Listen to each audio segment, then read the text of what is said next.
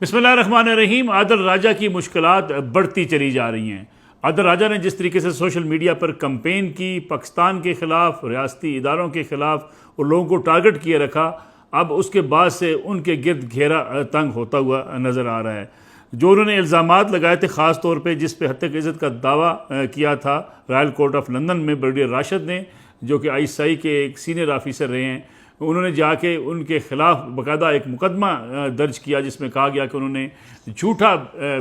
Propaganda किया और उनकी तो हत्या की इज़्ज़त की गई। जिसके बाद से ये मुकदमा ज़ेर समाअत शुरू हुआ, तो आदिल राजा इस मुकदमे से बचने की मुसलसल कोशिश करते रहे हैं और अब तक देखा जाए तो गुज़श्ता रोज़ उन्हें 6100 पाउंड मज़ीद जुर्माना किया गया है। अदालत ने जो उनको पहले जो जुर्माना हुआ वो मिलाकर अब तक 29,000 पाउंड जुर्माना किया जा चुका है। अदालत में आदिल राजा ने यह मौक़िफ़ अख्तियार किया कि उन्होंने अमेरिका से शहजाद अकबर और एक सीनियर सहाफ़ी शाहीन सबाई को जो है उनकी एविडेंस को शामिल करने की इजाज़त दी जाए, जिस पर उनको इजाज़त तो मिल गई, लेकिन उन्होंने एक और एविडेंस सामने लाने की कोशिश की कि जिसके बारे में कोई मालूम नहीं था कि वो कौन हो सकते हैं, जिस पर अदालत ने उन्हें इस बात की इजाज़त नहीं दी। जबकि ब्रिगेडियर राशिद जो लंदन पहुँचे थे पाकिस्तान से, ख़ुद उन्होंने जाके मुकदमे की पैरवी की और उन्होंने कहा कि उससे पहले जो उनको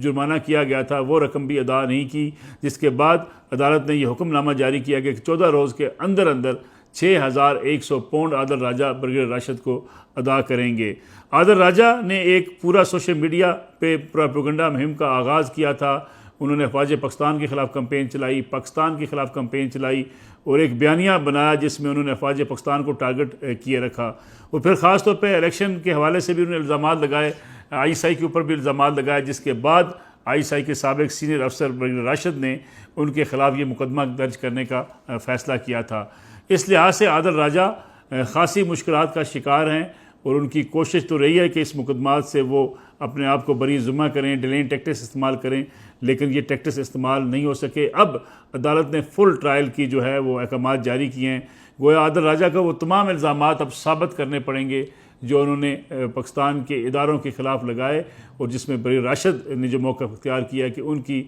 तौहीन इज़्ज़त की गई है। अब देखना ये है कि अदालत जो है वो आदिल राजा के लिए और क्या सख्त अहकामात जारी करती है। लेकिन अब तक के अगर मुकदमे को सामने रखा जाए तो आदिल राजा शदीद मुश्किलात का शिकार दिखाई देते हैं। दूसरी बड़ी अहम ख़बर जो इस वक्त है कि पाकिस्तान ने फ़ैसला किया है 30 अप्रैल तक तमाम गैर कानूनी तारकीन वतन जो पाकिस्तान में मुकीम हैं, अफ़गान शहरी हैं, अफ़गान मुहाजिरीन हैं, वो पाकिस्तान से वापस चले जाएंगी और इस हवाले से कोई भी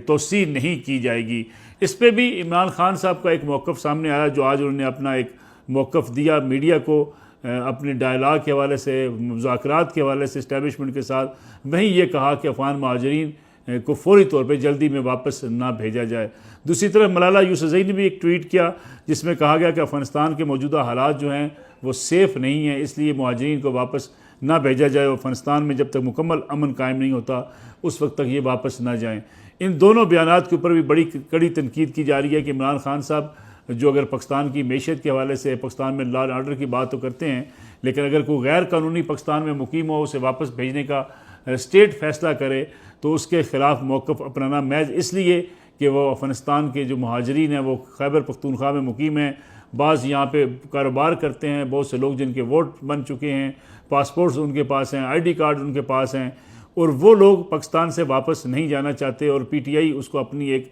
स्ट्रेंथ समझती है खैबर पख्तूनख्वा में। इसीलिए इस मौके पे जब हुकूमत ने ये फ़ैसला किया कि ये सारे मुहाजिरीन वापस जाएंगे, पाकिस्तान की इकानमी पर बोझ हैं, पाकिस्तान के लॉ एंड ऑर्डर के लिए मसाइल पैदा करते हैं और जिन लोगों के पास कोई डॉक्यूमेंट्स नहीं हैं उनके बारे में बाज़ औक़ात पता ही नहीं चलता कि वो किन किन सरगर्मियों के अंदर मुलव्वस हो सकते हैं। दूसरी तरफ मलाला यूसुफ़ज़ई के बयान को भी, उनके ट्वीट को भी बड़ी शदीद तनकीद का सामना है, क्योंकि मलाला यूसुफ़ज़ई एक तरफ कहती हैं कि अफ़गानिस्तान के हालात ठीक नहीं है, दूसरी तरफ अफ़गान कौंसल जनरल ने भी पेशावर में गुज़श्ता रोज़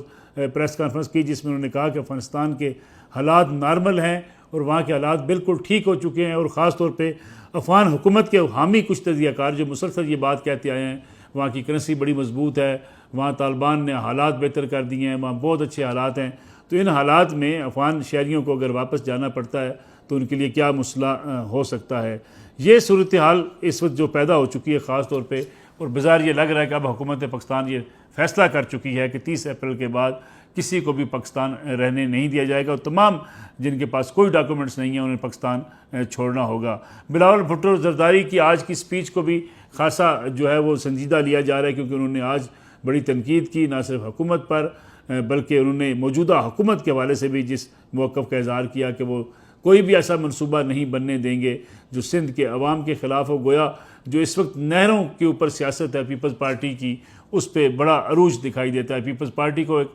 दबाव का सामना है सिंध में कौम परस्तों की तरफ से, और पीपल्स पार्टी ये समझती है कि अगर इस पर उन्होंने सख्त मौक़िफ़ ना अपनाया तो कौम परस्त उनके लिए एक बड़ा चैलेंज बन सकते हैं। इन हालात में आज बिलावल भुट्टो जरदारी ने मौजूदा हुकूमत को, जो शहबाज शरीफ साहब की हुकूमत है, एक तरफ उनकी तारीफ़ भी करते हैं, दूसरी तरफ उन्होंने कहा कि ना हमारे पास फॉर्म 47 है, ना हम सिलेक्टेड हैं। गोया वो मौजूदा हुकूमत को, जिसके वज़ीर आज़म मियाँ शहबाज शरीफ हैं और साबका हुक्मरान इमरान खान उनको सिलेक्टेड कहा करते थे, मौजूदा हुकूमत को उन्होंने फॉर्म 47 की हुकूमत कहना शुरू किया था। लेकिन आज अपने रवैये में और अपनी तकरीर में उन्होंने खासी शिद्दत का मुजाहरा किया। अब देखना ये है कि एक तरफ तो ये बात तय हो चुकी है, ये फ़ैसला हो चुका है कि चोलिस्तान को आबाद करने के लिए नहरें जो है वो बनेंगी और ख़ास तौर पे महफूज शहीद कैनाल जो है वो हर हाल में मुकम्मल की जाएगी। लेकिन दूसरी तरफ पीपल्स पार्टी की धमकी किस हद तक काम आ सकती है। पीपल्स पार्टी ये बात तो कहती आई है कि हम हुकूमत से निकल सकते हैं, हम हुकूमत से अलहदगी इख्तियार कर सकते हैं, हुकूमत की